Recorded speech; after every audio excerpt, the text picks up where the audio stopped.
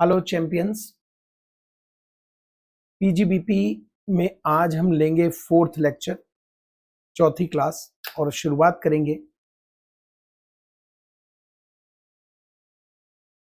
Disallowance section 40 clause A से, जिसमें हम टीडीएस के डिफॉल्ट की बात कर रहे हैं। ये इसे मैंने रोक दिया था क्योंकि एक बड़ा टॉपिक है अपने आप में। इस डिसअलावेंस को समझने के लिए, सिंस आपने थोड़ा पढ़ा हुआ है, तो टीडीएस को भी समझना पड़ेगा। टीडीएस, क्योंकि ये डिसअलावेंस है टीडीएस के डिफॉल्ट का, मतलब टीडीएस के डिफॉल्ट पे डिसअलावेंस है। अगर मैं पेमेंट रेजिडेंट को कर रहा हूँ, टीडीएस का मैं डिफॉल्टर हूँ, तो मुझे 30% डिसअलाउड होगा। अगर मैं पेमेंट एनआर को कर रहा हूँ और टीडीएस का मैंने डिफॉल्ट किया तो 100% डिसअलाउड होगा। ये तो ठीक है। टीडीएस के डिफॉल्ट का क्या मतलब है? टीडीएस के डिफॉल्ट का मतलब है टीडीएस काटा नहीं या काट के जमा नहीं कराया, दोनों डिफॉल्ट है। काटा नहीं पूरे ड्यूरिंग द प्रीवियस ईयर, या काट के जमा नहीं कराया आईटीआर के ड्यू डेट तक, तो मैं डिफॉल्टर हूं। इसका मतलब मैं टीडीएस के चैप्टर में डिफॉल्टर हो सकता हूं, बट पीजीबीपी में हो सकता है मैं डिफॉल्टर नहीं हूं, क्योंकि टीडीएस में काटने के नियम, काटने का टाइम लिमिट अलग है और जमा कराने का टाइम लिमिट अगले महीने की 7 तारीख है। पीजीबीपी के डिसअलावेंस में जो डिफॉल्ट की बात की गई है, वो कह रहे हैं कि टीडीएस काटा नहीं ड्यूरिंग द ईयर, या काट के जमा नहीं कराया आईटीआर के ड्यू डेट तक, यानी जमा कराने की लिमिट बहुत ज्यादा है, तब भी नहीं जमा कराया तो डिफॉल्टर है। तो एक टीडीएस चैप्टर का जो डिफॉल्टर है, मे बी मैं वहां डिफॉल्टर हूं, बट पीजीबीपी में डिफॉल्टर नहीं हूं। ये पॉसिबल हो सकता है। नेक्स्ट, टीडीएस मैंने काटा नहीं, आपने बना दिया मुझे डिफॉल्टर पीजीबीपी में। रुकिए जरा, क्या मैं लाइबल था काटने के लिए? भाई मेरा लास्ट ईयर टर्नओवर 1 करोड़ के ऊपर नहीं है। मैंने कमीशन का पेमेंट किया है 40,000 रुपए। मैं इंडिविजुअल एचयूएफ हूं। लास्ट ईयर टर्नओवर मेरा 1 करोड़ के ऊपर नहीं है, तो आप कमीशन के ऊपर 194H अप्लाई करोगे। आप चेक कर लो, 194H में मैं लाइबल ही नहीं हूं टीडीएस के लिए। अब अगर मैंने टीडीएस नहीं काटा तो क्या मैं डिफॉल्टर हूं? ना टीडीएस चैप्टर में और ना पीजीबीपी चैप्टर में। इसीलिए ये हिस्सा टफ है, ये पोर्शन टफ है। इसके पीछे का रीजन यही है कि बड़ा सिंपल होता अगर हम कहते कि कोई बंदा टीडीएस चैप्टर में डिफॉल्टर है तो उसका हम ये डिसअलावेंस कर देंगे। ऐसा नहीं है। टीडीएस चैप्टर को यूज भी करना है, नहीं भी यूज करना है। सबसे पहले हम समझते हैं यहां के डिसअलावेंस के लिए। पहली बात तो, मैं जो पेमेंट कर रहा हूं उस पर टीडीएस काटना मेरी जरूरत होनी चाहिए। पता कैसे चलेगा? टीडीएस चैप्टर से। फिर अगर मेरी ये जरूरत है और मैं टीडीएस काट नहीं पाया पूरे साल, या काट के जमा नहीं कराया आईटीआर के ड्यू डेट तक, तो मुझे आप डिसअलाउड कर दो। और डिसअलाउड आप करोगे अगर पेमेंट रेजिडेंट को जा रहा है 30%, एनआर को जा रहा है 100%।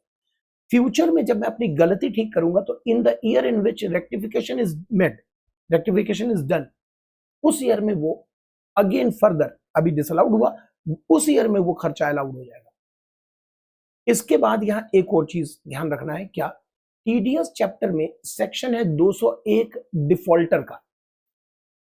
201 201 के प्रोविजो में लिखा है कि अगर आप काट नहीं पाए, काट के जमा नहीं कराया वो तो डिफॉल्टर है, काट ही नहीं पाए, लेकिन जिसको पेमेंट किया है उसने आईटीआर फाइल करके उस इनकम को दिखाकर टैक्स जमा करा दिया, अगर उस पर बनता है तो, और आपको वो सर्टिफाई करके देता है कि उसने रिटर्न फाइल कर दिया, तो you are not treated as defaulter. And the same copy paste disallowance में भी है कि यहां भी आप डिफॉल्टर नहीं बनोगे। इवन आपने काटा नहीं तो डिफॉल्टर नहीं बनोगे। यानी टीडीएस में चैप्टर में अगर आप इस प्रोविजो में डिफॉल्टर नहीं हो तो पीजीबीपी में भी डिसअलाउड नहीं होगा। पहला पेमेंट दिया गया है एनआर का पेमेंट सैलरी को छोड़कर, दूसरा पेमेंट दिया गया है रेजिडेंट का सारा पेमेंट, और तीसरा पेमेंट दिया गया है एनआर को सैलरी का पेमेंट। अब पहले और तीसरे में क्या फर्क है? देखिए, पहला पेमेंट है एनआर को पेमेंट सैलरी को छोड़कर, एनआर आउटसाइड इंडिया।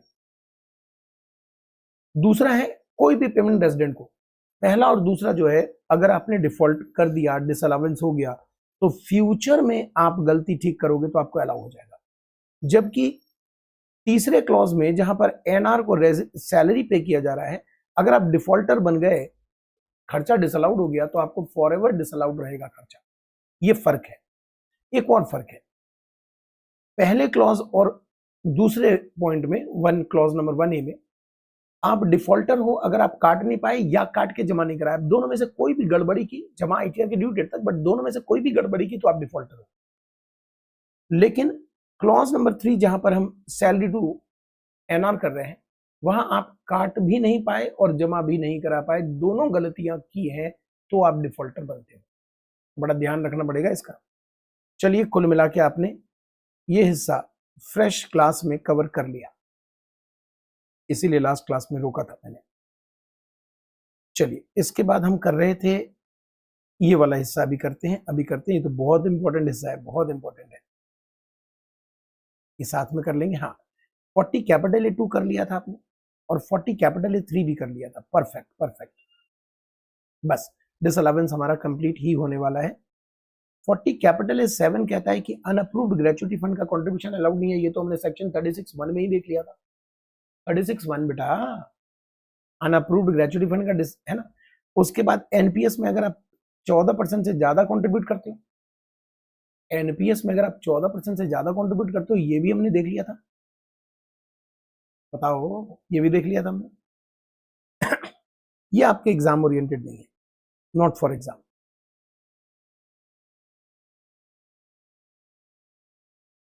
ये mark to market to market जो लॉस होता है वो अलाउड नहीं होता। Market to market profit allowed नहीं होता। जब आप फ्यूचर खरीदते हो शेयर में, तो एवरी डे आपका मार्जिन सेटल होता है प्रॉफिट और लॉस से। वो जो every day profit and loss का मार्जिन सेटल होता है, वो आपका ना प्रॉफिट है ना लॉस है, जब तक कि आप एक्चुअल में उसको स्क्वायर ऑफ ना कर दो, डिलीवरी को, उसको सौदे को square of, transaction square of ना कर दो, तब तक एक्चुअल प्रॉफिट लॉस बुक नहीं कर सकते। बट आपके अकाउंट में daily profit and loss book होता है और मार्जिन प्लस माइनस होता है, उसको हम ना खर्चा मानते हैं ना इनकम। 43B के डिसअलावेंस से, हाँ वही ठीक है, पहले 43B का डिसअलावेंस ही पहले करेंगे। 43B के डिसअलावेंस को समझिए, ये बॉस है, बॉस। सरकार गरीब और सरकार के करीब। क्या हम डालते हैं स्लोगन? सरकार गरीब। वैसे गरीब वर्ड यूज होना नहीं चाहिए, ये तो मैंने वैसे यूज कर दिया याद रखने के लिए, क्योंकि एम्प्लॉय माइंड में आपके गरीब ना आ जाए, क्योंकि एम्प्लॉय करोड़ों रुपए भी सैलरी पाते हैं, वो भी यहां कवर्ड है। तो छोड़िए इसको। Government dues, employee dues, bank dues. Government dues, employee dues, bank dues, और एक और ड्यूज आ गया है, एमएसएमई ड्यूज। एमएसएमई ड्यूज, एक ये ड्यूज भी आ गया है। अब इसे समझते हैं। गवर्नमेंट ड्यूज में कौन कौन से ड्यूज कवर्ड है, ये आपको याद करना पड़ेगा अगर आपने गलती कर दी, क्योंकि 43B में जो खर्चे कवर्ड हैं उसी पे आपको रिस्ट्रिक्शन लगाना है। जो खर्चे कवर्ड ही नहीं है उस पर रिस्ट्रिक्शन नहीं लगेगा। तो गवर्नमेंट ड्यूज में क्या क्या कवर्ड है, ये प्लीज आप चेकआउट कर लें। ये आपका गवर्नमेंट ड्यूज में coverage. Indirect tax, municipal tax, Indian railway. Indirect tax, municipal tax और इंडियन रेलवे। सर, आपने हाउस प्रॉपर्टी कराते समय एक जगह बताया था कि पीजीबीपी और हाउस प्रॉपर्टी की मर्जिंग है, और म्युनिसिपल टैक्स को लेकर बड़ा इंटरेस्टिंग मुद्दा डिस्कस हुआ है, और वो मैं डिस्क्रिप्शन लिंक में उसके वीडियो शेयर करूंगा, वीडियो का लिंक। वो मुझे लगता है मैंने मिस कर दिया है, तो टेंशन ना लो, अभी याद आ गया मुझे 43B कराते समय। तो अच्छी बात है, 43B भी कंप्लीट कर लो। अब अगर उस वीडियो को देखोगे, आज के डिस्क्रिप्शन में बॉक्स में मैं डाल दूंगा उसका लिंक। आज अगर उस वीडियो को देखोगे जिसमें हमने हाउस प्रॉपर्टी पीजीबीपी को कंपैरिजन किया और डिफिकल्ट क्वेश्चन को कवर किया है, तो मजा आ जाएगा। तो देखिएगा please. Indirect tax, municipal tax और इंडियन रेलवे का पेमेंट, ये गवर्नमेंट ड्यूज में कवर्ड है। एम्प्लॉय ड्यूज में क्या कवर्ड है? बोनस एम्प्लॉय को, कमीशन एम्प्लॉय को, लीव इनकैशमेंट एम्प्लॉय को, employer contribution RPF, SAF, gratuity approve fund, NPS. ये हो गया एम्प्लॉय का ड्यूज, ये हो गया गवर्नमेंट ड्यूज, और ये हो गया बैंक ड्यूज। बैंक ड्यूज कहता है लोन एडवांस बोरोइंग, अगर आपने शेड्यूल्ड बैंक से लिया है, पब्लिक फाइनेंशियल इंस्टीट्यूशन से लिया है, स्टेट फाइनेंशियल कॉर्पोरेशन से लिया है, स्टेट इंडस्ट्रियल इन्वेस्टमेंट कॉर्पोरेशन से लिया है, certain notified non banking financial institution से लिया है, और cooperative bank other than these से लिया है। तो मोटा मोटा आपको शेड्यूल्ड बैंक और फाइनेंशियल इंस्टीट्यूशन वगैरह याद रखना है। शेड्यूल्ड बैंक से ही काम चल जाएगा आपके एग्जाम में। अगर इनसे लोन लिया है तो इसका जो ब्याज है ये 43B में कवर्ड है। अब 43B में एक MSME ड्यूज भी कवर्ड है। ये क्या होता है? MSME ड्यूज क्या होता है? माइक्रो। अब यहां देखिएगा, इसमें एक बड़ा इंपॉर्टेंट है कि जो micro small and medium enterprise है उसमें यहां पर क्या कवर्ड है वो देखना पड़ेगा। ये बहुत जरूरी है, इसको समझना बहुत जरूरी है। तो जरा समझना, यहां पर micro small and medium enterprise development act 2006 के अंदर जो एंटरप्राइजेस कवर्ड होते हैं उनको हम MSME बोलेंगे। पहली बात समझ गया? MSME किसको बोलेंगे? Micro small and medium enterprise development act 2006 में जो कवर्ड होते हैं। MSME में कवर्ड होने वाले जो माइक्रो और स्मॉल एंटरप्राइज हैं उनके ड्यूज कवर्ड है, मीडियम वाले नहीं कवर्ड है। देखिएगा जरा, medium enterprise are not protected under 43B, therefore the payment are allowed on the basis of method accounting followed by SSC। यहां पर क्या है कि अगर आप बिजनेसमैन हो और आपने पे करना है, आपको पे करना है, आपका ड्यू बनता है, आपको पे करना है MSME को, और MSME में सिर्फ MS का ड्यू बनता है, मीडियम का नहीं, माइक्रो स्मॉल, तो उनका पेमेंट आप टाइमली करो, नहीं तो खर्चा हम डिसअलाउड कर देंगे। टाइम क्या है? देखिए, माइक्रो एंड स्मॉल MS इनका पेमेंट करना है, मीडियम का नहीं, माइक्रो एंड स्मॉल का पेमेंट करना है। यहां पर क्या मैं कह सकता हूं कि 43B गवर्नमेंट ड्यूज को कवर कर रहा है, एम्प्लॉय ड्यूज को कवर कर रहा है, बैंक ड्यूज को कवर कर रहा है। ये पेमेंट हो जाना चाहिए up to due date of ITR, otherwise expenditure disallowed and further allowed होगा पेमेंट बेसिस पे जिस ईयर पे करेंगे। तो ITR के ड्यू डेट तक पे कर दिया तो खर्चा इसी साल अलाउड हो जाएगा। जैसे 24-25 के ईयर का ये खर्चा है, ये खर्चा 24-25 के वर्ष का है। आप 25-26 असेसमेंट ईयर के ITR के ड्यू डेट तक अगर पे कर देते हो तो आपको 24-25 में ही अलाउ हो जाएगा। अगर नहीं पे करते तो 24-25 में डिसअलाउड हो जाएगा, और जिस ईयर में पे करोगे उस ईयर में अलाउड होगा। अगला है माइक्रो एंड स्मॉल एंटरप्राइज, इनका पेमेंट आपको करना है अप टू। अब यहां जो अप टू है इसमें 2 पॉइंट है, अप टू 45 दिन भी है और अप टू 15 दिन भी है। 45 दिन भी पॉसिबल है, 15 दिन भी पॉसिबल है। अगर आपने माइक्रो एंड स्मॉल एंटरप्राइज के साथ अग्रीमेंट किया है रिटर्न, तो 45 दिन मैक्सिमम टाइम पीरियड हो सकता है एज पर अग्रीमेंट। 30 दिन है तो 30 दिन में पे करिए, 40 दिन है तो 40 में, मैक्सिमम 45 दिन। ठीक है। अगर अग्रीमेंट नहीं है तो 15 दिन के अंदर अंदर आपको पेमेंट करना पड़ेगा। लेकिन इसमें एक कंफ्यूजन है, देखिए कंफ्यूजन मैं समझाता हूं, शायद आप समझ पाए वो कंफ्यूजन। जैसे ये जो पेमेंट है, 3 पेमेंट,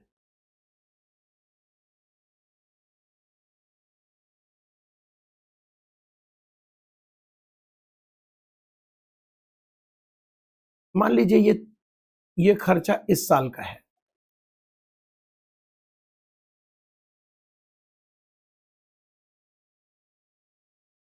तो आपको पेमेंट या तो इसी साल कर देना चाहिए या इसके ड्यू डेट तक कर देना चाहिए।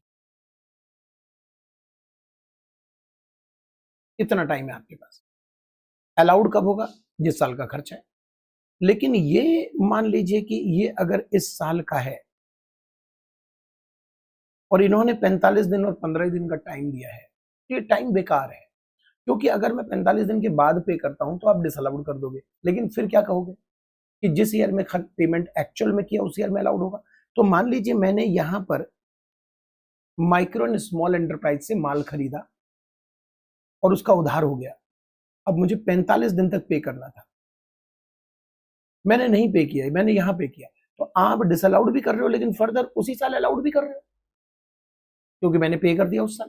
तो कहने का मतलब है कि पूरे ईयर में सिर्फ अंतिम महीने का अगर आपने बाइंग किया है एमएसएमई माइक्रो एंड स्मॉल के साथ बाई किया, उनसे खरीदा है माल अंतिम महीने का, अंतिम महीने में, तो वो अफेक्टेड हो सकता है कि आप 15 दिन तक नहीं पेमेंट कर पाए, 45 दिन या जो भी टाइम लिमिट है एग्रीमेंट के अकॉर्डिंग नहीं पेमेंट कर पाए, तो हम डिसअलाउड कर देंगे। अगले साल आपने पे किया तो अगले साल अलाउ करेंगे। लेकिन अगर नहीं, आपने 45 या 15 दिन के अंदर नहीं पे करके उसी साल लेकिन पे कर दिया, 24-25 के एंड तक, 31 मार्च तक पे कर दिया, फिर कोई दिक्कत ही नहीं है।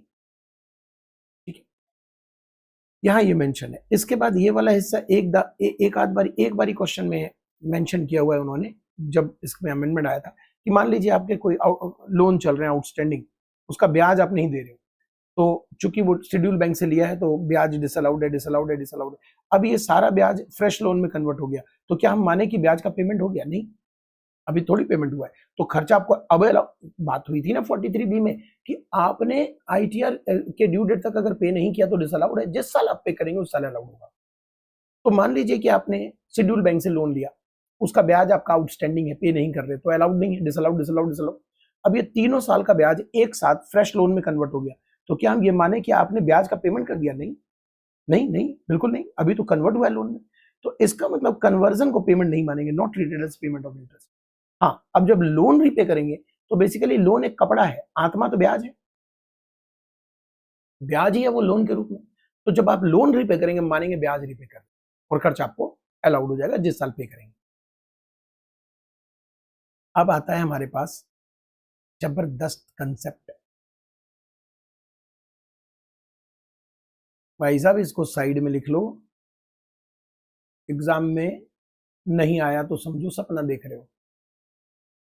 ये आना ही आना चाहिए, चाहिए, आएगा ही आएगा बोलना ठीक नहीं है, आना ही आना चाहिए, क्योंकि कई साल से इसमें अमेंडमेंट अवेटेड था जो अब आया है। तो इस साल जो ये अमेंडमेंट हुआ है, इस वजह से सेक्शन 40 भी आपके एग्जाम के लिए मोस्ट इंपॉर्टेंट के कैटेगरी में आ जाता है।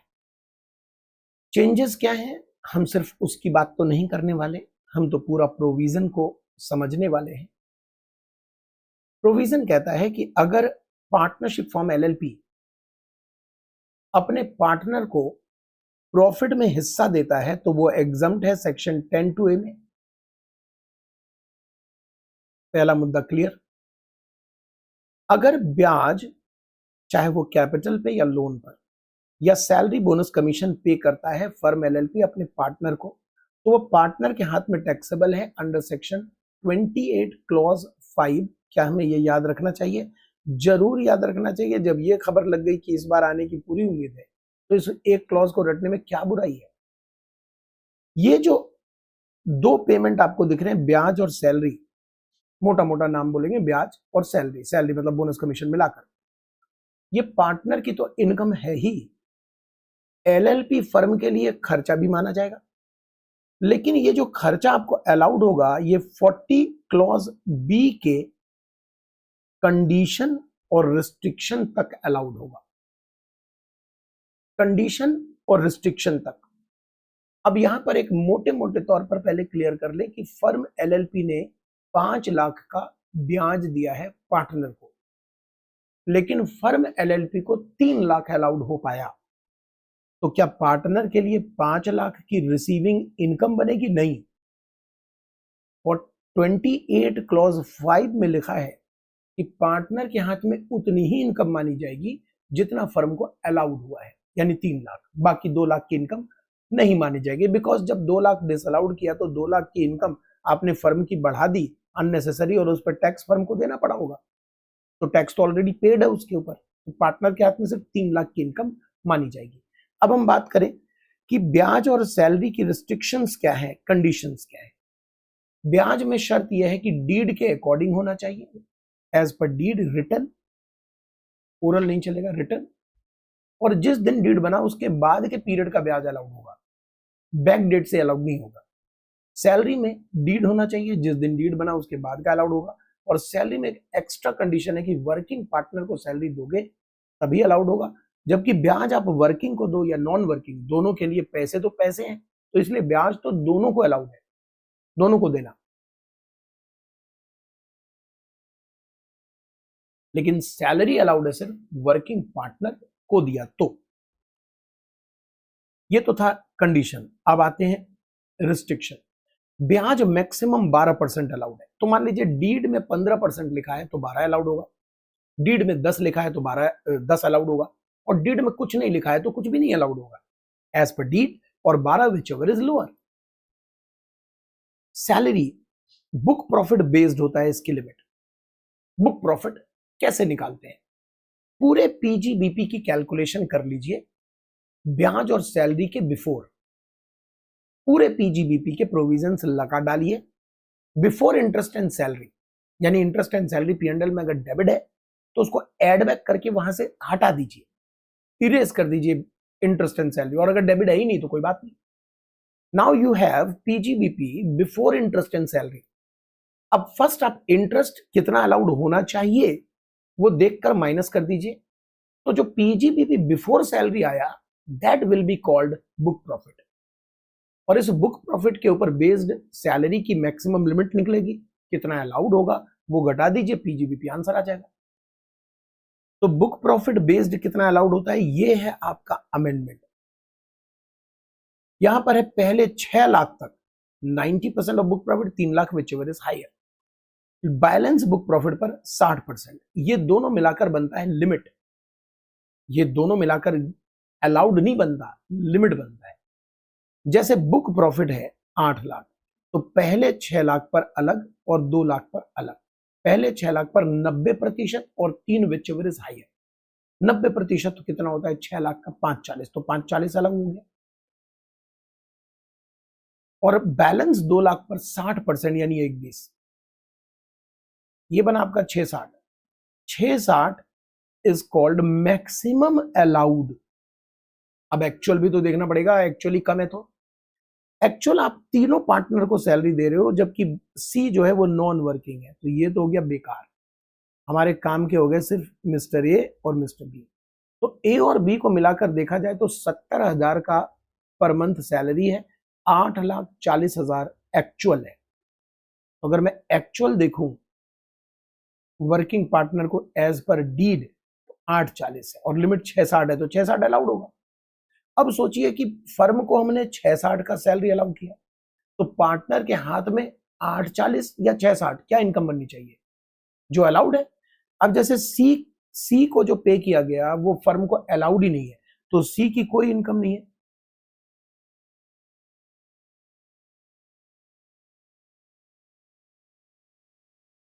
अब ए और बी को मिलाकर आपको 660 टैक्सेबल करना है,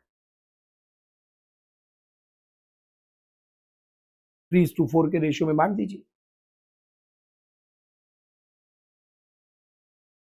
रिसीविंग रेशियो, ठीक है। मान लीजिए 10 लाख बुक प्रॉफिट होता, फिर हम कैसे करते? 10 लाख के 2 टुकड़े कर दीजिए, एक 6 लाख अलग और एक 4 लाख अलग।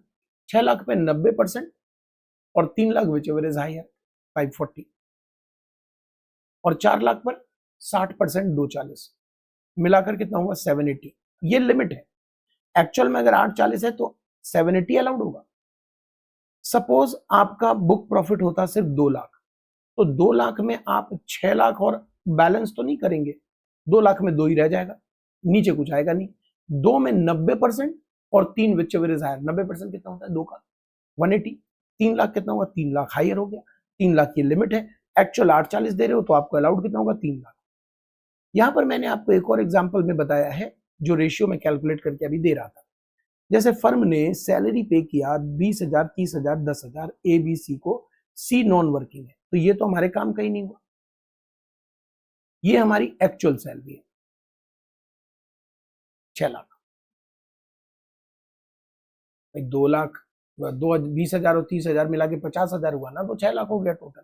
बुक प्रॉफिट 5 लाख है, तो 5 लाख में तो और कुछ है नहीं, 6 लाख तक में यही आ गया। 5 लाख का 90%, 450 और 3 lakh whichever is higher, 450, 450 आपको अलाउड होगा। अब 450 ही पार्टनर की इनकम होनी चाहिए, तो मिस्टर ए की इनकम कितनी होगी? 4,50,000 डिवाइडेड बाई 5 गुने में 2:3 के रेशियो में बांट दीजिए। ये ए आ गया, ये बी आ गया, और सी को अलाउड ही नहीं है, बिकॉज सी को जो पेमेंट किया वो फर्म को अलाउड नहीं, तो सी की इनकम भी नहीं बनेगी।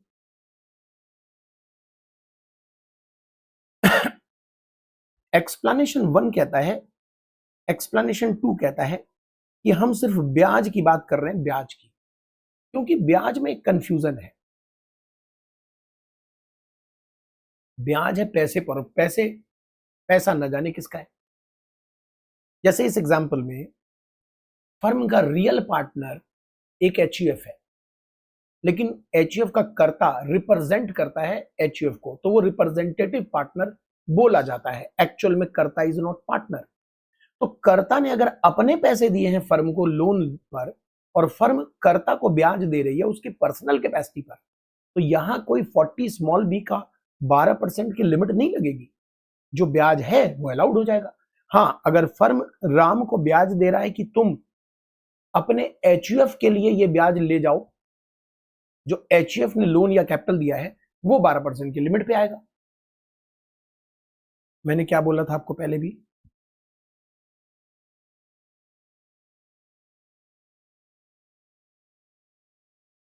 क्या हुआ? मैंने आपको पहले भी बोला है कि समझ, अंडरस्टैंडिंग बहुत जरूरी है, लेकिन आपको पास कराने के लिए सफिशिएंट नहीं है। अंडरस्टैंडिंग के बगैर आप पास नहीं करेंगे, लेकिन अंडरस्टैंडिंग मात्र से भी आप पास नहीं करेंगे।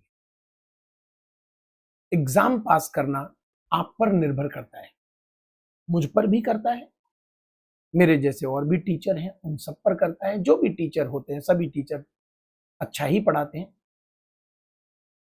अच्छी अच्छी कोशिश होती है उनकी, अच्छा प्रयास करते हैं। हम लोगों का आपस में कोई कंपटीशन क्या है? जैसे मान लीजिए हम भी पढ़ा रहे हैं, बाकी टीचर भी पढ़ा रहे हैं, आपको जिनकी पढ़ाई जल्दी समझ आ गई वो काम बन गया। ऐसा तो जरूरी नहीं है कि एक ही टीचर की समझ सबको आ जाए, सबके अपने अपने तरीके हैं, सबका अपना अपना पसंद है। तो हम लोग, आपकी जो चॉइस है वो है सिर्फ पहले फेज पर समझ। हम आपको समझा सकते हैं, लेकिन समझ से आप पास कर जाएंगे एग्जाम में, ये बात गलत है। पास तो आपको करना पड़ेगा मेहनत से। हाँ सर, मेहनत कर तो रहे हैं, आपके वीडियो देख तो रहे हैं। वीडियो देखना सिर्फ समझ को लेकर आता है। या तो आप बार बार स्पीड में वीडियो देखो, समय भी तो कम है, तो इतना सुनो कि वो याद हो जाए, या खुद से रटो, क्योंकि बिना याद किए एग्जाम आप पास नहीं कर सकते। ये जिस दिन आपने समझ लिया, ये बात आपने जिस दिन समझ ली, गांठ बांध ली, माइंड में उतार ली, उस दिन आपको सक्सेस होने से कोई नहीं रोक सकता। कौन सी बात? समझना जरूरी है, लेकिन समझ के रटना पर्याप्त है एग्जाम को पास करने के लिए। सिर्फ समझने से आप एग्जाम पास नहीं करेंगे, क्योंकि एग्जाम में इस समझ को अप्लाई करने के लिए आपको ये रिटेन करना पड़ेगा माइंड में, और इसे एक्सेप्ट करना चाहिए कि यस, आप इसे सेकेंडरी मानते हो। अच्छा ठीक है, समझ गए ना, पीजीबीपी कैसा चल रहा है? बढ़िया। कैपिटल गेन अभी निकला था, बढ़िया। और सैलरी बढ़िया तो था, अब याद क्यों नहीं आ रहा? गए काम से। तो जो चीज करंट में चलता है वो बढ़िया लगता है, क्योंकि वो आपका अंडरस्टैंडिंग भी है और टेम्पररी मेमोरी में भी है। लेकिन जैसे जैसे समय गुजरता है और वो टेम्पररी मेमोरी इरेज हो जाता है, परमानेंट आप करके नहीं पाए, इसलिए दिक्कत रहती है। तो आप जो समझ को प्रायोरिटी देते हो उसमें कोई बुराई नहीं है, लेकिन उससे भी ज्यादा प्रायोरिटी आपको समझने के बाद रटने को देना चाहिए। इसको आप अगर मन में एक बारी सोच लो कि रटना तो बहुत जरूरी है, फिर देखना आप रटना शुरू कर दोगे। रटना टालते हो क्योंकि रटने में मेहनत है, समझने में मेहनत नहीं है। समझने में समझ आया तो ठीक, नहीं आया तो नहीं आया। अगर अच्छा टीचर मिल गया तो आपने समझ लिया, या टीचर और आपकी ट्यूनिंग बन गई तो आपने समझ लिया, प्रोविजन समझ लिया। लेकिन उस समझ को याद रख लिया, ये भी तो जरूरी है, रटना भी तो जरूरी है। अब आपके तो रटने के लिए तो बार बार पढ़ना पड़ेगा। वो कौन करे? वो कौन करे? जो पास करे। जो पास करे वही करे, जिसका करियर इंतजार कर रहा है, जिसको अपने 6 महीने खराब नहीं करने, जिसके 6 महीने उसके जीवन के कीमती 6 महीने। सर सीए में तो अब 6 महीने से कम पे एग्जाम आता है, तो क्या बोलोगे कि तुम्हारा 3 महीना खराब हो गया, 6 से कम हो गया तो 3 महीना, ओह बहुत बढ़िया, 4 महीने के अंदर आ रहा है, बहुत बढ़िया, ऐसा बोलोगे? आपको अटेम्प्ट बर्बाद नहीं करना, और इसके लिए आपको रटना पड़ेगा, और रटने के लिए मेहनत लगेगी, और मेहनत करने से पीछे मत हटिए। जब भी आपको मेहनत करते समय आलस दिखे, लगे कि अच्छा ठीक है देखते हैं करते हैं, याद कर लेना कि ये बैच शुरू क्यों हुआ था। फेल होने के बाद रीस्टार्ट बैच है ये।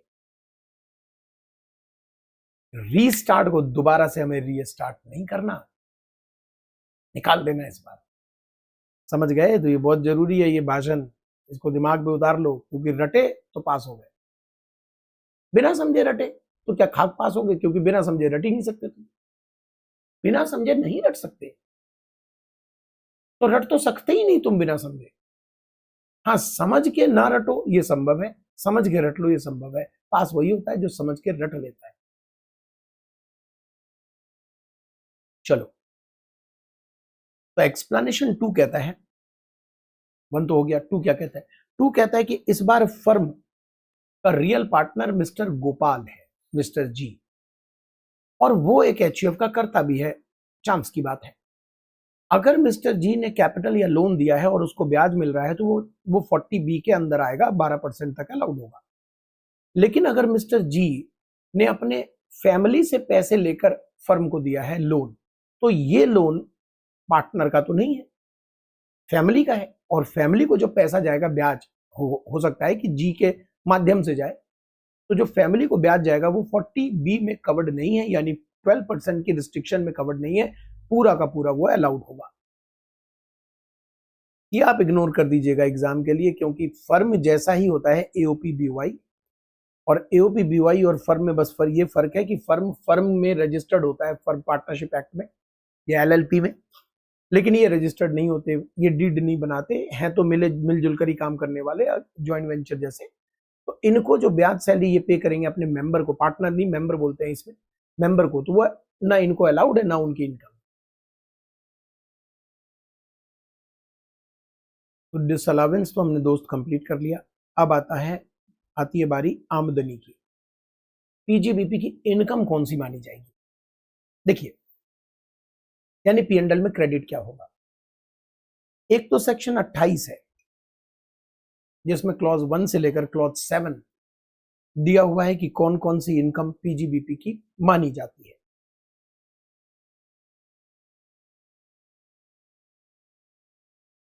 और दूसरा जो है यह है सपोर्टिव, जैसे 41 सबसेक्शन 1 कहता है कि अगर आपको किसी ने बैड डेट क्लेम कर लिया तो ये आपकी इनकम मानी जाएगी, या आपने अपनी करंट लायबिलिटी को रेमिट कर दिया, वेव ऑफ कर दिया, राइट ऑफ कर दिया, करंट लायबिलिटी को राइट ऑफ कर दिया, तो ये आपकी इनकम मानी जाएगी। अगर आपने कोई लॉस पास्ट ईयर में क्लेम किए थे, जैसे स्टॉक जल गया उसका लॉस, और आज इंश्योरेंस का पैसा रिसीव हो रहा है, तो ये इनकम माना जाएगा। आपने कोई एक्सपेंस क्लेम किए थे पास्ट ईयर में, जैसे जीएसटी, आपने 2 साल पहले जीएसटी पे किया था सरकार को 1 लाख रुपए, प्रॉपर ऑफिसर ने आपको कहा कि जीएसटी आपका 1,20 होना चाहिए, आपने गलत जीएसटी चार्ज किया है, तो आपसे उन्होंने 20,000 एक्स्ट्रा ले लिया, आपने केस किया कि गलत किया उन्होंने, केस आप जीत गए, 20,000 वापस आ गया। तो जब आपने पे किया था तो पूरा 1,20 खर्चे में डाला था, अब 20,000 की रिकवरी हो रही है, तो ये आपकी इनकम बनेगी। ये 41(1) कहता है। 41(2) कहता है कि जब स्ट्रेट लाइन मेथड वाले एसेट बिकते हैं तो जितना हमने डेप्रिसिएशन क्लेम किया है वहां तक पीजीबीपी माना जाएगा, बैलेंसिंग चार्ज आप पढ़ चुके हो। 41(3) कहता है कि अगर रिसर्च एसेट आप बेचोगे, रिसर्च एसेट तो मार्केट में बेचोगे, ओपन मार्केट में, 2 केस होता था। रिसर्च एसेट अगर आप ओपन मार्केट में बेचते हो तो रिसर्च एसेट की कॉस्ट तक पीजीबीपी माना जाएगा और उसके ऊपर कैपिटल गेन होगा, तो कॉस्ट तक पीजीबीपी माना जाएगा, वो 41(3) कहता है। 41(4) कहता है कि अगर बैड डेट्स आपने क्लेम किया, अब उसकी रिकवरी हो रही है, then recovery of bad debts will be PGBP. हालांकि आप टेंशन ना लो, इन दोनों को हमें दोबारा से अभी पढ़ना है थोड़ी देर के अंदर। ये कहता है कि अगर वीआईपी बिजनेस के एसेट आपने 8 साल के अंदर नॉर्मल बिजनेस में ट्रांसफर किए, तो हम जिस ईयर ट्रांसफर करेंगे उस ईयर की ओपनिंग डब्ल्यूडीवी निकालेंगे उस एसेट की, ये मान करके अगर शुरू से वो डेप्रेशिएबल होता तो डब्ल्यूडीवी क्या होती, और वो डब्ल्यूडीवी आपकी पीजीबीपी इनकम बना देंगे। याद है, ये हम सब कर चुके हैं। ये कहता है कि अगर आपने कोई खर्चा उधार क्लेम कर लिया, आउटस्टैंडिंग क्लेम कर लिया, और आने वाले वर्ष में उसका पेमेंट 10,000 से ऊपर कैश करते हो, तो वो आपकी इनकम बना देंगे 40 कैपिटल 3A में। ये भी हम कर चुके हैं। तो जो नहीं किया है वो 41(1) है और 41(4) है, बाकी सब हम डिटेल में कर चुके हैं, ये हम करेंगे आज दोबारा। दूसरी तरफ सेक्शन 28 कहता है कि हम आपको एक लिस्ट दे रहे हैं कि कौन कौन सी इनकम पीजीबीपी मानी जाएगी। उस लिस्ट में सबसे पहला नाम है जनरल अप्रोच, कि कोई भी प्रॉफिट और गेन किसी भी बिजनेस या प्रोफेशन से होता है तो वो पीजीबीपी माना जाएगा। दूसरा कहता है मैनेजमेंट कंपनसेशन, जो इंडियन कंपनी, फॉरेन कंपनी या गवर्नमेंट से रिसीव होता है, मैनेजमेंट कंपनसेशन, वो पीजीबीपी इनकम माना जाएगा। तीसरा कहता है अगर कोई mutual concern, not for your exam, अगर म्यूचुअल कंसर्न ट्रेड और प्रोफेशनल्स म्यूचुअल कंसर्न है और अपने मेंबर को स्पेशल सर्विस दे रहे हैं, सभी को नहीं दे रहे, सिर्फ एक मेंबर को दे रहे हैं, और उसके लिए वो चार्जेस ले रहे हैं, that will be PGBP not for your exam, ignore कर सकते हो। एक्सपोर्ट इंसेंटिव किसी भी प्रकार का हो, वैसे तो 3 प्रकार का होता है, profit on sale of import, entitlement license, duty drawback और कैश कंपनसेटरी सपोर्ट। जो सरकार इनको बेनिफिट देती है एक्सपोर्टर को, वो बेनिफिट आपके पीएनएल में क्रेडिट भी किया जाएगा। किसी भी प्रकार का, याद रखिएगा, इसके ऊपर टीडीएस भी है, इसके ऊपर टीडीएस प्रोविजन भी है। किसी भी प्रकार का बिजनेस या प्रोफेशन में आपको बेनिफिट डिराइव होता है, कोई परक्विजिट्स मिलती है, कोई बेनिफिट मिलता है जो बिजनेस प्रोफेशन से कनेक्टेड है। डॉक्टर को पेशेंट ने 5 लाख की घड़ी गिफ्ट कर दी, अच्छा इलाज किया इसलिए गिफ्ट कर दी इन एडिशन ऑफ फीस, तो वो 5 लाख की मार्केट वैल्यू जो घड़ी की थी वो डॉक्टर की इनकम मानी जाएगी। एक होलसेलर ने रिटेलर को अच्छी परचेज पर 2 टीवी सेट गिफ्ट कर दिया, टीवी सेट की जो मार्केट वैल्यू वो पीजीबीपी मानी जाएगी। अगर फार्मास्यूटिकल कंपनी ने डॉक्टर को फ्री बीज यानी कि गिफ्ट दिया, तो गिफ्ट की मार्केट वैल्यू पीजीबीपी मानी जाएगी। ऑल्दो यहां पर तो ये अपना खर्चा क्लेम कर लेगा क्योंकि बिजनेस में खर्च कर रहा है, बट फार्मास्यूटिकल कंपनी इसे खर्चा इसलिए नहीं क्लेम कर पाएगी क्योंकि ये रेगुलेशन के अंदर आ रहा है। और आपको याद है सेक्शन 37(1) में लिखा था कि किसी भी रूल रेगुलेशन के वायलेशन करने से जो आप पेमेंट करते हो अलाउड आपको नहीं होता। ये हमने अभी अभी पढ़ा है कि पार्टनर को फर्म और एलएलपी से जो मिलेगा सैलरी और ब्याज, अगर वो फर्म को अलाउड है उतना हम पार्टनर की पीजीबीपी इनकम बनाएंगे। नॉन कंपीट फीस, इस पर भी टीडीएस है, इस पर भी टीडीएस है, तो याद रखिएगा, आप इसको नोट करते रहिए साइड में कि इन सब पे टीडीएस भी है, तो कनेक्टेड होगा तो मजा आएगा आपको। नॉन कंपीट फीस अगर आपने पे किया और रिसीविंग करने वाला उसे कैपिटल गेन नहीं मानना चाहता तो पीजीबीपी कंपलसरी बन जाएगा। तो अच्छा यह है कि आप कैपिटल गेन में उसे ले जाओ, अदरवाइज पीजीबीपी में मरम्मत अच्छी खासी हो जाएगी। Not sharing any know how, patent, copyright, trademark, franchisee, formula, licence etcetera, या not to carry any activity in business profession, इसके लिए जो पैसा दिया जाए इसको हम कहते हैं नॉन कंप्लीट फीस। ये 194J में इस पर टीडीएस भी कटता है। ओके, कीमैन इंश्योरेंस पॉलिसी में अगर एम्प्लॉयर नॉमिनी है तो वो पीजीबीपी है, और अगर एम्प्लॉय नॉमिनी है, मान लीजिए कि ये एम्प्लॉय है, ये एम्प्लॉय नहीं है और ये एम्प्लॉयर है, अगर कीमैन इंश्योरेंस पॉलिसी का नॉमिनी XYZ है तो उसके लिए पीजीबीपी इनकम है, क्योंकि कीमैन इंश्योरेंस पॉलिसी का पैसा चाहे मैच्योरिटी हो या डेथ, दोनों केस में टैक्सेबल होता है। तो अगर नॉमिनी कंपनी है तो पीजीबीपी, अगर नॉमिनी राम है तो सैलरी, अगर नॉमिनी गोपी है तो अदर सोर्सेज, अगर नॉमिनी राम या गोपी के मरने पर लीगल हेयर को पैसा मिला तो आईएफएस। ये भी हम पढ़ चुके हैं कैपिटल गेन में कि स्टॉक अगर एसेट में कन्वर्ट होता है तो कन्वर्जन की मार्केट वैल्यू को पीजीबीपी बनाते हैं, सेक्शन 28(6)A। ये भी हम पढ़ चुके हैं कि वीआईपी एसेट 8 साल तक नॉर्मल बिजनेस में अगर ट्रांसफर किया तो ये ट्रीटमेंट है, ये यहां नहीं डिस्कशन है। अगर आपने बेचना चाहा तो there is no restriction for 8 year. VIP business के एसेट अगर आप बेचना चाहो तो यहां कोई रिस्ट्रिक्शन नहीं, आप बेच सकते हो। तो जैसे ही आप बेचोगे फुल अमाउंट पीजीबीपी है, ये एक यूनिक फीचर है।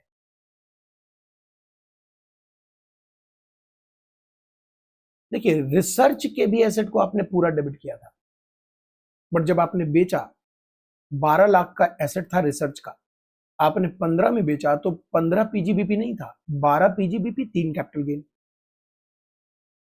लेकिन यहां पर क्या लिखा हुआ है कि वीआईपी एसेट खरीदा 12 लाख का, तो 12 लाख डेबिट कर लिया पीएनएल में। अब आप उसे 15 लाख का बेचोगे तो 15 पीजीबीपी है, कैपिटल गेन है ही नहीं यहां। और अगर मान लो बेचने के बजाय वो डिस्ट्रॉय हो गया और इंश्योरेंस का पैसा मिला तो जो भी पैसा है वो टोटल पीजीबीपी है। ये था सेक्शन 28। दो एक्सप्लेनेशन है, जिसमें पहला एक्सप्लेनेशन जो हमें यहां डिस्कस करना है वो कहता है कि स्पेकुलेटिव ट्रांजैक्शन को हम सेपरेट बिजनेस मानेंगे, स्पेकुलेटिव बिजनेस, और उसकी सेपरेट इनकम कैलकुलेट करेंगे, क्योंकि उसका लॉस दूसरे बिजनेस से एडजस्ट नहीं हो सकता। एक्सप्लेनेशन 3 कहता है कि अगर, ये हमने पढ़ा था हाउस प्रॉपर्टी में, कि अगर रेजिडेंशियल हाउस को आपने रेंट पर दिया तो कभी भी आप उसको पीजीबीपी में नहीं ला सकते। आप ये नहीं बोल सकते कि ये मेरा व्यापार है, ये मेरा धंधा है, मेरे पे 10 रेजिडेंशियल हाउस है। जैसे मेरे पास 10 कमर्शियल दुकान है, मैं किराए पर देने का ही काम करता हूं कमर्शियल दुकान को, तो हो सकता है वो मैं पीजीबीपी में लेकर आ जाऊं। जैसे दुकान के साथ फैसिलिटीज भी मैं कंपोजिट रेंट में, आपने पढ़ा था, फैसिलिटीज भी मैं रेंट पे दे रहा हूं, उसके भी चार्जेस ले रहा हूं, तो मैं पीजीबीपी में ला सकता हूं। लेकिन अगर रेजिडेंशियल यूनिट है तो उसके कंपोजिट रेंट को कभी भी आप पीजीबीपी में नहीं ला सकते, वो हाउस प्रॉपर्टी में ही करना पड़ेगा। 41(1) और 41(4) मैंने अभी प्रॉमिस किया था कि हमें करना है, पहले हम 41(1) कर रहे हैं। देखिए, 41(1) के दो पार्ट हैं। पहला पार्ट, अगर कोई खर्चा या लॉस बैड डेट्स को छोड़कर, क्योंकि उसके लिए दूसरा सेक्शन है, कोई खर्चा या लॉस, खर्चा यानी जीएसटी का एक्स्ट्रा पेमेंट आपने कर दिया था 3 साल पहले, अब रिकवर हो रहा है, रिफंड हो रहा है। लॉस जैसे कि स्टॉक का आपने लॉस क्लेम कर लिया, अब रिकवर हो रहा है, यह आपकी पीजीबीपी मानी जाती है रिकवरी वाले ईयर में। ये तो हो गया पार्ट ए। पार्ट बी कहता है, अगर आपका कोई आउटस्टैंडिंग खर्चा है, जैसे उधार परचेज किया, उधार खरीदा, आप क्रेडिटर हो उस आप डेटर हो उस बंदे के, बंदा कौन है? राम। राम से हमने उधार खरीदा तो हम राम के डेटर हैं और राम हमारा क्रेडिटर है। अगर हम उसे पैसे नहीं देते तो राम का हक है बैड डेट क्लेम करने का। जिस दिन राम ने बैड डेट क्लेम किया, याद कीजिए बैड डेट में क्या शर्त थी, राम से पूछा जाएगा कि कौन है वो डेटर, नाम बताओ, नाम बता दिया रंजीत कुमार, तो रंजीत कुमार की उसी समय 41(1) में इनकम मान ली जाएगी।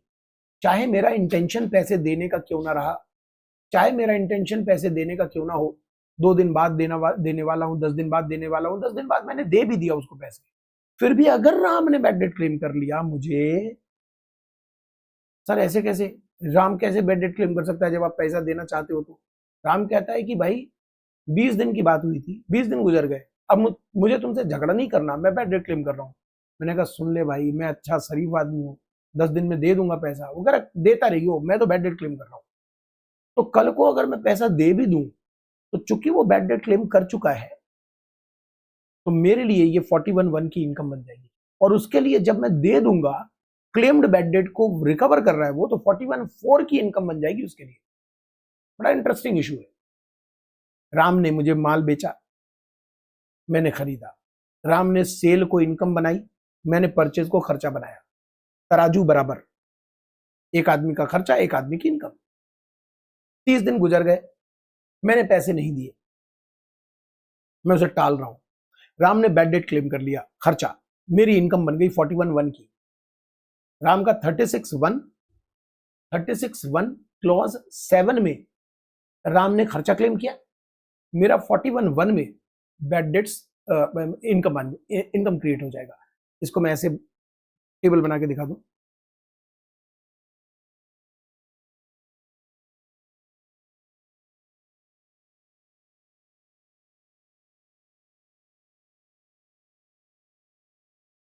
गोपी,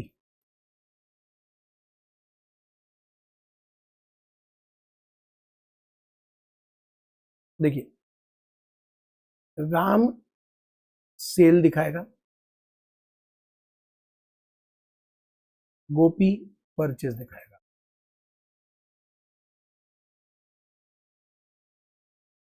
क्रेडिट, सॉरी डेबिट, क्रेडिट, अपने अपने किताबों में। अब राम चाहता है बैड डेट्स,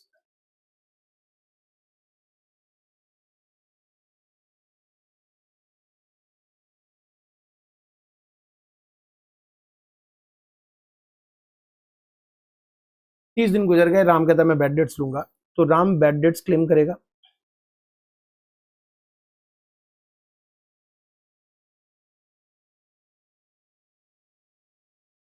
और मेरी पीजीबीपी मानी जाएगी।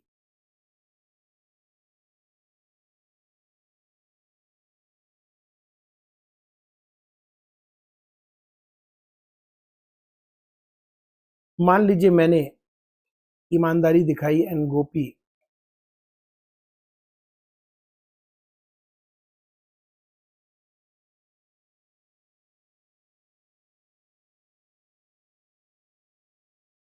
या राम ने गोपी से बाद में पकड़ के वसूल लिया, जो भी है, रिकवरी हो गई। तो रिकवरी हो गई, तो इनके लिए रिकवरी टैक्सेबल है।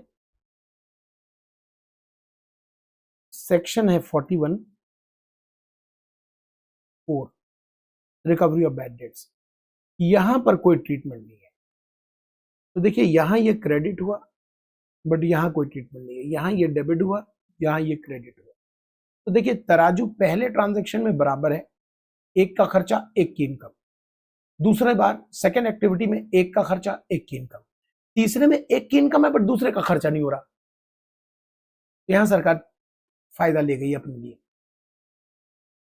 ओके, तो पार्ट बी क्या था? अगर किसी ने आपको बैड डेट क्लेम कर लिया तो वो आपकी इनकम बनेगी, या आपने खुद ही अपने बुक्स में, आपने जैसे 3 वर्कर को पैसे देने थे, अब वो वर्कर पता नहीं आ ही नहीं रहा, कहीं चला गया, गायब हो गया, अब वो पैसा बचा ही रह गया, आउटस्टैंडिंग रह गया, तो कितने दिन रहेगा?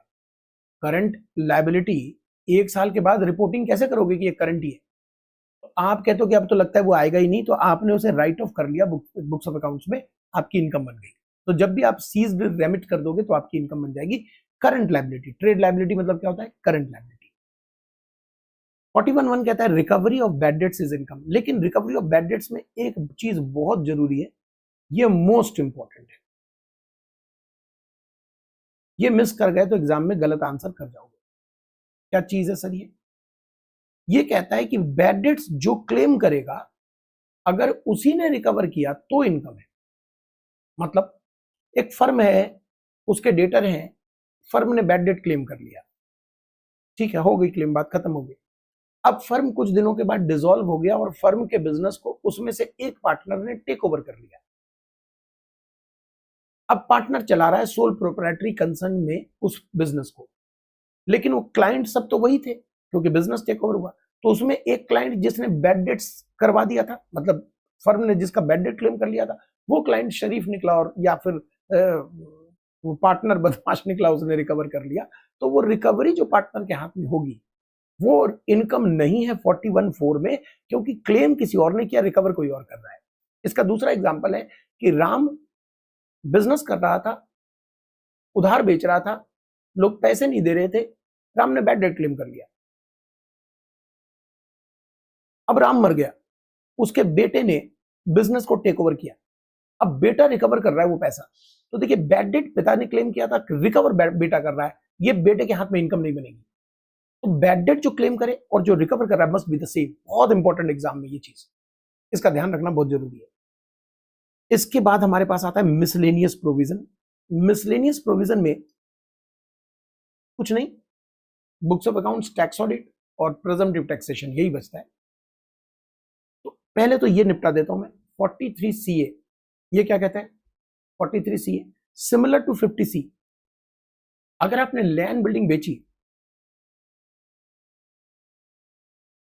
ये बेच रहा है लैंड बिल्डिंग,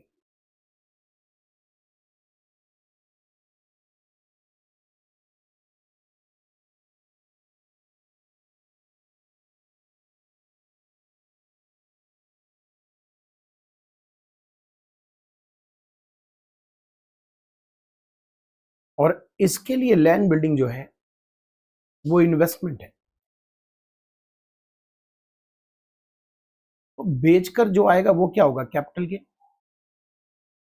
ऐसे केस में यहां पर सेक्शन 50C अप्लाई होता है और सेल कंसिडरेशन बन जाता है SDV या valuation officer, whichever is lower, वो केस बन जाता है। लेकिन अगर ये सिमिलर मैं फोटो फिर से डिजाइन करूं, इसने लैंड बिल्डिंग बेची,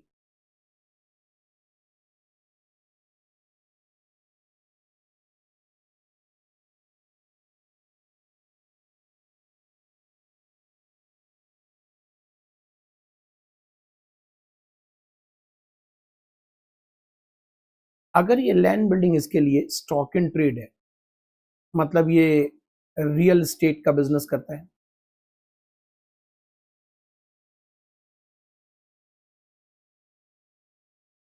तो जब ये लैंड बिल्डिंग बेचेगा तो उसके लिए PGBP आएगा, कैपिटल गेन तो आएगा नहीं।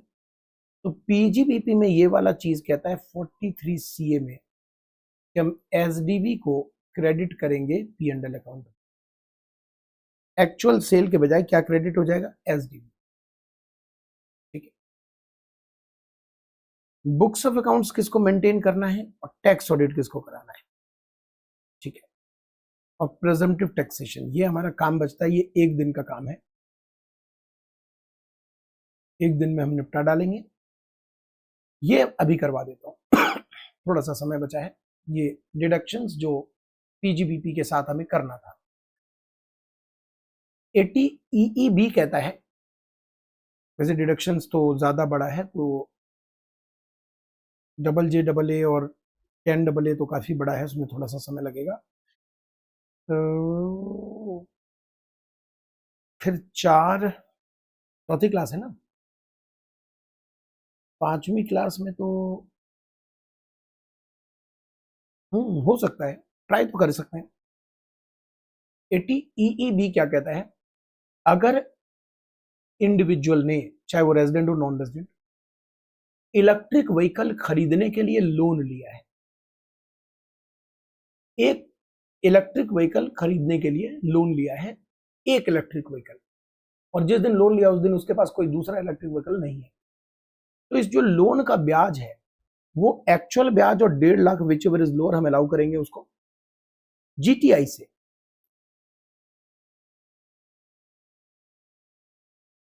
बस लोन होना चाहिए 2019 से 23 के बीच में लिया हुआ।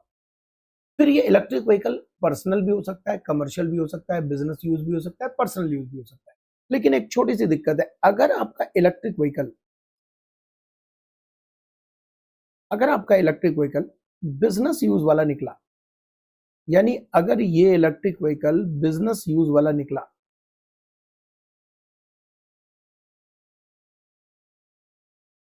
ऑब्वियसली इलेक्ट्रिक व्हीकल कमर्शियल है तो बिजनेस यूज ही होगा जनरली, तो बिजनेस यूज के लिए निकला, तो फिर ये जो ब्याज है इंटरेस्ट ऑन लोन, ये तो अंडर सेक्शन 36(1)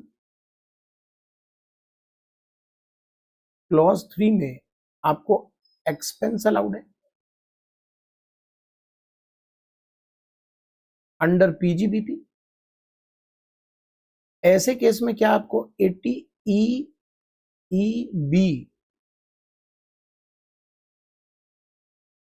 भी मिलना चाहिए? नहीं, ब्याज एक जगह तो मिल ही रहा है आपको। अगर आप बिजनेस यूज कर रहे हो इस इलेक्ट्रिक व्हीकल का, तो ऑब्वियसली ये लोन भी बिजनेस लोन हो गया, तो ब्याज आपको अलाउ हो जाएगा सेक्शन 36(1) क्लॉज 3 में। लेकिन कई बार क्या होता है कि अगर आप सोल प्रोप्राइटर हो इसी में,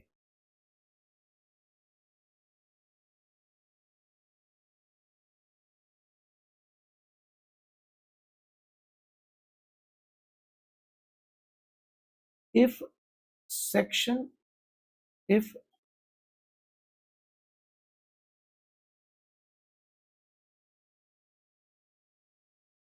certain portion of interest is disallowed under section 38(2), क्योंकि सोल प्रोप्राइटर हो, मान लीजिए मैं चार्टर्ड हूँ, मान क्या लीजिए हूँ ही, और सोल प्रोप्राइटरी काम है मेरा, सोल प्रोप्राइटरी कंसर्न है, तो मैंने इलेक्ट्रिक व्हीकल लोन पे लिया। अब ये व्हीकल मैं पर्सनल बिजनेस दोनों यूज कर रहा हूँ। इस लोन का जो ब्याज है, मान लेते हैं वो ब्याज है 2 लाख का, 2 लाख का ब्याज है, ठीक है, पूरे साल में 2 लाख का ब्याज है। अब सीए कहता है कि आपका जो पर्सनल यूज है वो 40% है, तो इसका मतलब 80,000 का ब्याज मुझे डिसअलाउड हो जाएगा, तो सिर्फ एक 20 अलाउड होगा पीजीबीपी में। अब ये जो 80 डिसअलाउड है, now it can be claim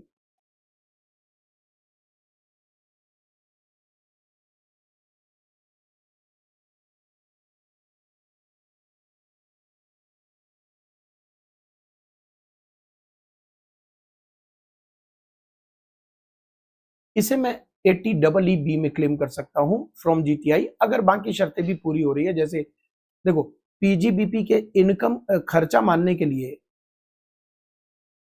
PGBP के खर्चे को मानने के लिए ये लोन 99 से 23 के बीच में लिया हो, ऐसी कोई शर्तें तो होनी नहीं चाहिए, लोन लिया हो दैट्स इट। लेकिन ईईबी में ये कंडीशन है कि लोन 99 से 2019 से 23 के बीच में लिया हो, लोन सैंक्शन वाले दिन एक से ज्यादा एक भी आपके पास इलेक्ट्रिक व्हीकल ना हो, तो ये शर्तें तो ईईबी की है। अगर मैंने बिजनेस के लिए लोन लिया है, बिजनेस के लिए इलेक्ट्रिक व्हीकल यूज किया है, तो जनरली जो ब्याज है वो पूरा का पूरा, there is no limit of 1.5 lakh, पूरा का पूरा अलाउड है 36(1)(3) में। लेकिन अगर 36(1)(3) के अंदर 38(2) का फ्लेवर मिक्स हो गया और कुछ पोर्शन डिसअलाउड हो गया, वहां पॉसिबल है क्या उस पोर्शन को मैं ईईबी में क्लेम कर सकता हूं? अगर मैं ईईबी की शर्तें पूरी कर रहा हूं 1.5 लाख तक क्लेम कर सकता हूं, यस। तो वो जो 80,000 डिसअलाउड हुआ था वो मैं 80 ईईबी में क्लेम कर सकता हूं। एक तो कवर किया कम से कम। अरे वाह, ये तो हम कर ही चुके हैं रिसर्च वाले के साथ, बहुत बढ़िया। ये वैसे आपके कोर्स का पार्ट नहीं है, फिर भी 1 मिनट में करवा देता हूं। अगर सभी एसएससी ने, कोई भी एसएससी अगर बायोडिग्रेडेबल वेस्ट को कलेक्ट करता है, प्रोसेस करता है पावर जनरेटिंग के लिए, बायोगैस के लिए, पैलेट्स ब्रिकेट्स यानी खाद बनाने के लिए, तो उसके प्रॉफिट का 100% 5 इयर्स तक अलाउड होगा, नॉट फॉर योर एग्जाम।